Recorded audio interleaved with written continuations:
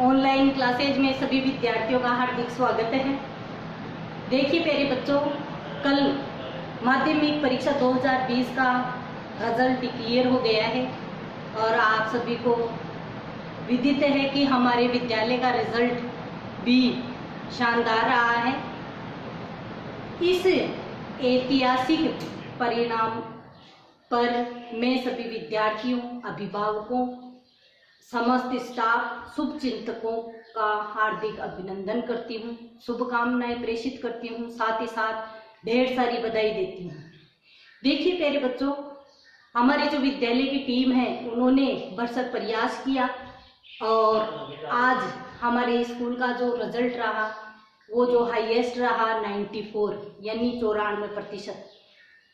हमारे विद्यालय में 90 जो क्रॉस करे हैं बच्चे वो 5 बच्चे हैं, उसके 88 क्रॉस करे हैं वो 7 बच्चे हैं। उसके बाद में 75% क्रॉस करे हैं वो 18 बच्चे हैं। और बहुत ही सुनकर हर्ष होगा कि फर्स्ट डिवीजन से हमारे 31 बच्चे पास हुए हैं। तो प्यारे बच्चों, मेरा आप सभी विद्यार्थियों को यही मैसेज है कि आपको भी इन जो आपके भैया और दीदी जो टॉपर्स रहे हैं उनसे कुछ प्रेरणा लेनी है, कुछ सीखना है और आपको भी मेहनत और लगन के साथ पढ़ना है।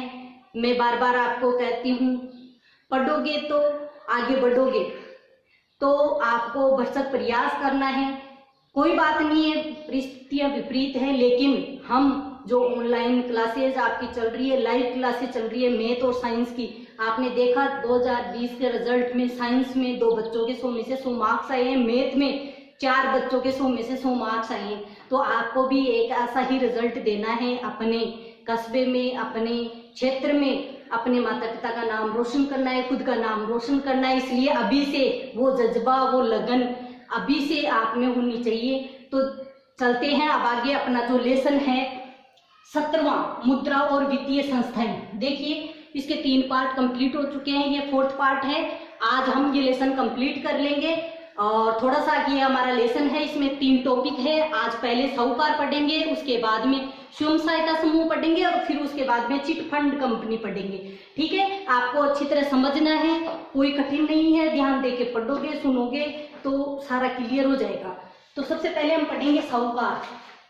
अब आपको पता है कि साहूकार है वो साख का गैर संस्थागत स्रोत है। हमने पहले पढ़ा कि साख के गैर संस्थागत स्रोत कौन कौन से होते हैं। साहूकार होता है, मित्र होते हैं, रिश्तेदार होते हैं, अपने जान पहचान वाले होते हैं जिससे हम ऋण लेते हैं, वो साख के गैर संस्थागत स्रोत होते हैं। तो उनमें से साहूकार भी है। तो देखिए ये गैर संस्थागत स्रोत है, ये जनता से जमाएं स्वीकार करता है, ये स्वीकार नहीं करता है क्योंकि ये बैंक के जैसे कार्य नहीं करता। बैंक होता है जमाओं को स्वीकार करता है, लेकिन जो साहूकार होता है वो जमाओं को स्वीकार नहीं करता है, लेकिन व्यक्तिगत रूप से छोटे छोटे ऋण देता है। ये व्यक्तिगत रूप से छोटे छोटे ऋण देता है और ये जो ऋण देता है उसकी जो ब्याज दर होती है वो ऊंची होती है और इसमें ये संपत्ति को गिरवी रखवा कर बाद में ऋण देता है। जो ग्राहक होता है उसको ऋण देता है और जो संपत्ति होती है उसको गिरवी रखा कर देता है। और ये जो साहूकार होता है वो ग्राहकों का शोषण भी करता है। तो पहले ये जो अभी वर्तमान में जो साहूकार है, गैर संस्थागत स्रोत हैं, वो धीरे धीरे कम होते जा रहे हैं। तो ये साहूकार है, गैर संस्थागत स्रोत हैं। तो ये ऋण गांव में जो व्यक्ति होते हैं वो संस्थागत स्रोतों से ऋण नहीं ले पाते हैं क्योंकि वहां पर कागजी कार्रवाई बहुत ज्यादा होती है। तो ऐसा वो करना नहीं चाहते, इसलिए अपने रिलेशन वालों से ऋण ले लेते हैं। अब ये तो है साहूकार। वैसे एग्जाम में पर्सन बहुत कम आता है, लेकिन हमारे को पता होना चाहिए कि साहूकार क्या है, उसकी क्या भूमिका होती है। अब आगे आ जाओ most important, very important person, और एग्जाम में कई बार ये पूछा जाता है, स्वयं सहायता समूह है। अब देखिए स्वयं सहायता समूह है, स्वयं की सहायता करने के लिए समूह है, यानी खुद की सहायता करने के लिए समूह बनाया जाता है। वैसे तो गैर संस्थागत और संस्थागत स्रोत होते हैं, तो उनसे अलग स्वयं की सहायता के लिए व्यक्ति एक अपना स्वयं का समूह बनाता है।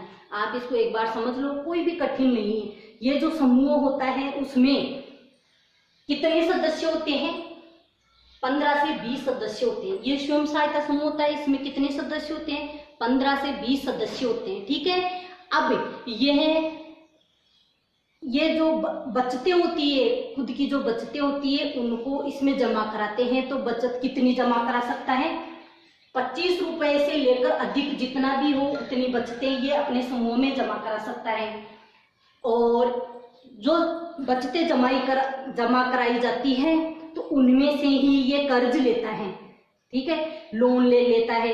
तो इसमें क्या है, जो ब्याज की दर होती है वो बहुत ही कम होती है, तभी तो स्वयं सहायता समूह नाम दिया गया है कि स्वयं की सहायता के लिए समूह है। तो ब्याज दर बहुत कम होती है, इसमें सदस्यों की संख्या 15 से 20 होती है और इसमें बचतें कितने रुपए से स्टार्ट होती है? 25 रुपए से लेकर अधिक, और मासिक और नियमित इसमें बचतें जमा होती है। ठीक है, समूह द्वारा नियमित रूप से इसमें बचतें जमा होती है और जब बचतें इसमें जमा होती है तो समूह के नाम पर ये बैंक से ऋण लेने योग्य हो जाता है। ये समूह, तो बैंक समूह के नाम पर ऋण देता है। ठीक है, समूह के नाम पर बैंक ऋण देता है और जो बैंक ऋण देता है उसका क्या उद्देश्य होता है कि जो ये समूह है वह स्वयं के रोजगार का सर्जन कर सके, खुद का एक रोजगार चला सके, ये कुटीर उद्योग चला सके। इसलिए बैंक स्वयं रोजगार के सर्जन के लिए इनको ऋण देता है। ठीक है, अब देखिए, अब जो बैंक से जो ऋण लिया गया है तो समूह है उसको किस काम में लेंगे? देखिए, छोटे छोटे कर्ज अपनी गिरवी रखी जमीन को छुड़वाने के लिए किया जाता है, कार्यशील पूंजी के रूप में जरूरतें पूरे करने में किया जाता है, जैसे बीज है, खाद है, बांस है, कपड़े हैं आदि। ठीक है, घर बनवाने में करता है, सिलाई मशीन खरीदने में करता है, हथकरघा पशु। अब इनमें कैसे करता है? देखिए, सिलाई मशीन जैसे लिया है तो सिलाई करती है, तो जो महिलाएं होती है उनका स्वयं का रोजगार चालू हो जाता है। जैसे मान लो 60,000 मिल गए हैं तो वो महिलाएं हैं, एक भैंस लिया है तो इस तरह से वो पशुपालन करने लग जाती है और डेयरी का जो कार्य है वो चलने लग जाता है। तो ये जो स्वयं सहायता समूह है वो गाँवों में कारगर सिद्ध हुआ है और महिलाएं जो है इससे स्वावलंबी बनी है। और महिलाएं स्वावलंबी भी बनी है, साथ ही साथ उनको एक मंच मिल जाता है, नियमित वहां पर बैठ के होती हैं और कई ऐसी चर्चाएं होती है जिनके बारे में महिलाएं अनभिज्ञ होती है, उनमें जागृति आती है, महिलाएं जागरूक होती है। ठीक है, तो देखिए, समूह दिए जाने वाला ऋण, उसका जो समूह में ऋण दिया जाता है उसका कितना ऋण दिया जाएगा, इसका क्या लक्ष्य होगा, इसकी रकम कितनी होगी, ब्याज दर कितनी ली जाएगी, वापस लौटाने की अवधि क्या होगी, कौन सी डेट को ये रकम जमा करवाई जाएगी, ये सब समूह का काम होता है। और समूह में से एक व्यक्ति को चुन लिया जाता है जो ये ध्यान रखता है कि किस व्यक्ति ने रकम जमा करवाई है नहीं करवाई है, किस व्यक्ति को ऋण देना है, कितने रुपए ब्याज दर लेनी है। तो इस सब के लिए इन्हीं व्यक्तियों में से एक मुख्य हेड बना दिया जाता है। जैसे आप सब बच्चे ग्रामीण इलाके को आप भी जानते हो, जैसे एक लॉटरी का सिस्टम होता है अपना ग्रामीण इलाके में, तो महीने की महीने वहां पैसे जमा होते हैं और जिसको जरूरत होती है उन्हीं में से वो पैसे ले लेते हैं। जैसे मान लो स्वयं सहायता समूह में मान लो 20 सदस्य हैं, 20 सदस्यों ने मान लो 25-25 रुपए 100 रुपए रकम जमा करवाई है। ठीक है, तो 20 सदस्यों की हो गई 2000 रुपए हो गए।